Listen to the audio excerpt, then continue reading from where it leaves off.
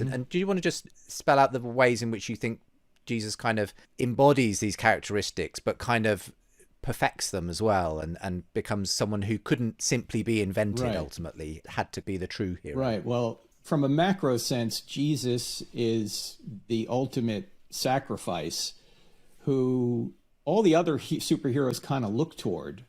You know, Iron Man sacrifices himself to save his universe, and he dies in order to allow other people to live. And of course, Iron Man goes from a playboy over a lot of moral development, ultimately becomes a sacrificial hero. And you can take elements from all these different superheroes. And as you mentioned, Justin, we do Captain America, Iron Man, Wonder Woman, Harry Potter, Lord of the Rings, Batman, Star Wars, of course. But there's something perfect about Jesus. First of all, he's morally perfect. You know, Captain America is kind of a static moral hero who doesn't really develop morally, but he's not morally perfect. He can still be a hair splitter and annoy people with his righteousness, like Jesus never does, right? Jesus is full of truth, but he's also full of grace. Jesus is full of holiness, but he's also full of approachability. Jesus is exceedingly strong, but he's also tender. He's confident, but he's also humble. He's completely mission-oriented to give his life to save the world, but he's also loving. And you don't find this in any character in fiction or nonfiction throughout history. You don't find this kind of character. In fact, someone put it this way: if Jesus didn't exist, he couldn't have been invented. He is just a character that is unfound in any other nonfiction or fiction anywhere. And I could go into a lot more detail, but I don't want to give Paul an opportunity to respond, because I know he thinks differently. So one of the interesting things about, there's no character like this. He's very perfect. I'm not sure if Frank has heard this term before, but there's a term in fandom called Mary Sue.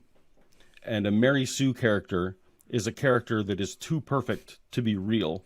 And the Mary Sue designation came up to specifically designate lazy writers. And in most specifically, when fans go and write fan fiction about Harry Potter or Star Wars or Twilight or whatever, the fans typically tend to put in characters that are too perfect. They don't have problems. And that's considered to be lazy writing.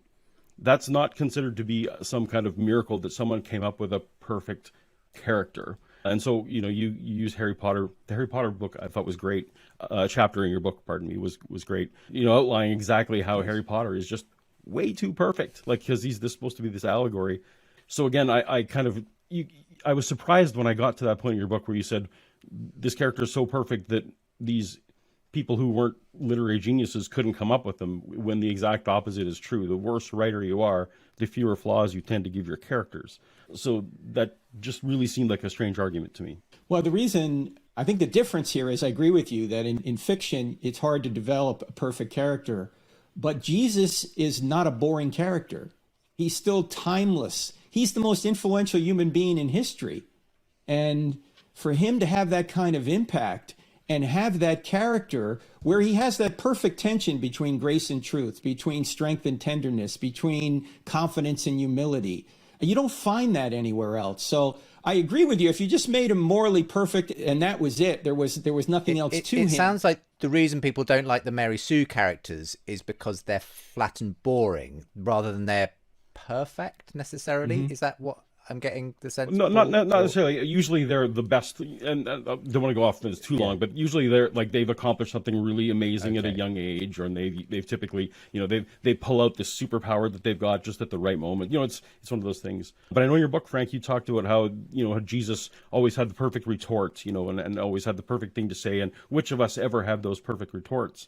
And I guess if you look at the Bible like I do, as legendary development, as a story that evolves for several years before it was first written down, then what you're looking at is narrative natural selection.